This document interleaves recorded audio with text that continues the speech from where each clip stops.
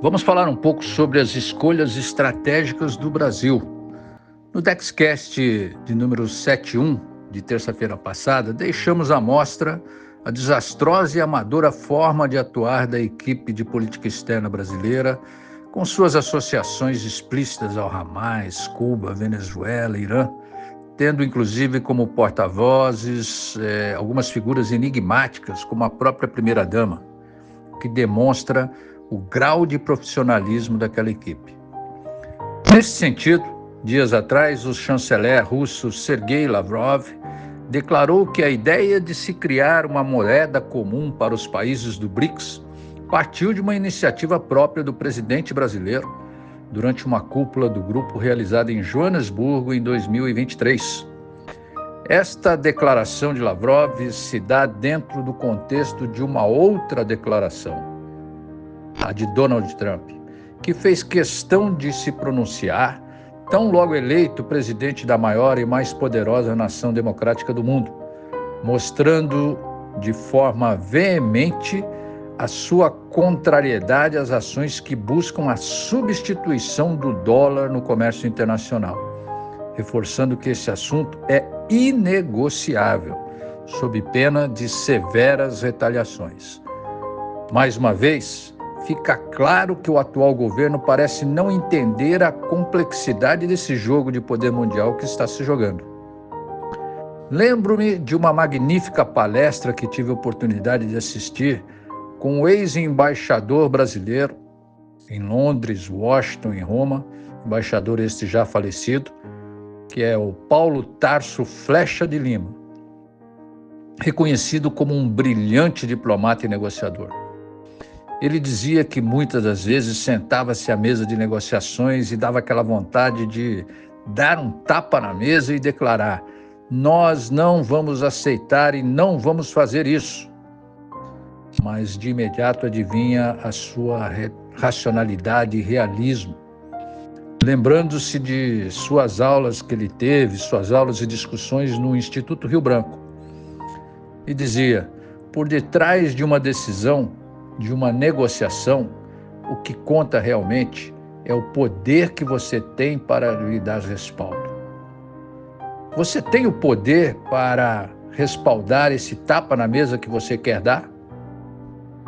Pois bem, qual o poder que o governo brasileiro conta hoje para afrontar os Estados Unidos propondo a substituição do dólar como moeda de transação internacional? Pelo que me consta, o Iraque da época de Saddam Hussein e a Líbia de Muammar Gaddafi tinham essa mesma intenção no passado. O homem que quer passar para a história como o grande humanista do século XXI e aquele que conseguiu afrontar o poder norte-americano parece não perceber que o dólar não é um simples facilitador de trocas comerciais. É um instrumento geopolítico de poder. Quando você propõe substituir o dólar, essas palavras ressoam lá nos Estados Unidos na mesma frequência de quem propõe limitar e mexer com o poder das suas forças armadas. Imaginem o Brasil propondo e orquestrando perante o mundo que deixem de comprar armamentos dos Estados Unidos e que passem a comprá-los da China, por exemplo. É mais ou menos isso. O dólar hoje é a moeda utilizada pela maior parte do mundo para transações internacionais. Isso não se dá por acaso. Como dissemos, é um instrumento de poder e instrumentos de poder não nascem em árvores. São produtos de uma elaborada e demorada estratégia. Se pudermos eleger um marco do início dessa implementação, diríamos que ela se dá aí por volta do final da Segunda Guerra Mundial e início da Guerra Fria, quando os Estados Unidos, por razões geopolíticas, colocam em execução o Plano Marshall, financiando a reconstrução do mundo ocidental. Logicamente, tudo isso se deu em dólar. Estima-se que, em valores atualizados, esse pacote de ajuda à Europa e ao Japão tenha sido de mais de 150 bilhões de dólares, que passaram a circular pelo mundo. Posteriormente, nos anos 70, surgem os petrodólares, uma complexa negociação dos Estados Unidos com os países produtores de petróleo, a OPEP, quando os americanos mostram a sua força impondo que as transações deste produto, do petróleo, fossem feitas em dólar. De quebra, eles trazem um país-chave para a sua órbita de influência, a Arábia Saudita, modificando todo o cenário estratégico do Oriente Médio.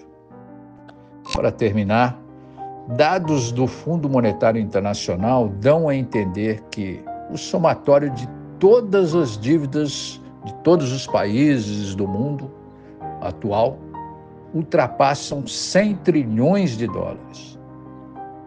Para que um país, uma explicação simples aqui, para vocês entenderem a importância disso. Para que um país tome dinheiro emprestado, é uma regra do mercado a ser respeitada.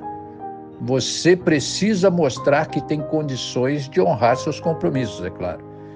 Mas, para tanto, esse país precisa mostrar que tem reservas internacionais, ou seja, uma poupança interna compatível para o caso dele precisar pagar essa dívida. E essa reserva precisa estar em dólares. Ter tudo isso girando pelo mundo em dólares significa, como dissemos, poder. Poder para modelar as regras do comércio internacional, poder para intervir, poder para aplicar sanções a países como Iraque, Venezuela, Cuba, por exemplo. E o Brasil, ou melhor, o governo brasileiro atual, parece entender que tem o poder para alterar essa lógica geopolítica atual, aliando-se a China, Rússia e Irã. Irã. Os Estados Unidos provavelmente devem estar se lembrando daquele famoso e singelo provérbio cristão, que, na sua simplicidade, nos ensina muita coisa. Diga-me com quem andas, te direi quem és. Hoje é sexta-feira, 6 de dezembro de 2024, e este é o DexCast de número 72. Até a próxima e um ótimo final de semana a todos.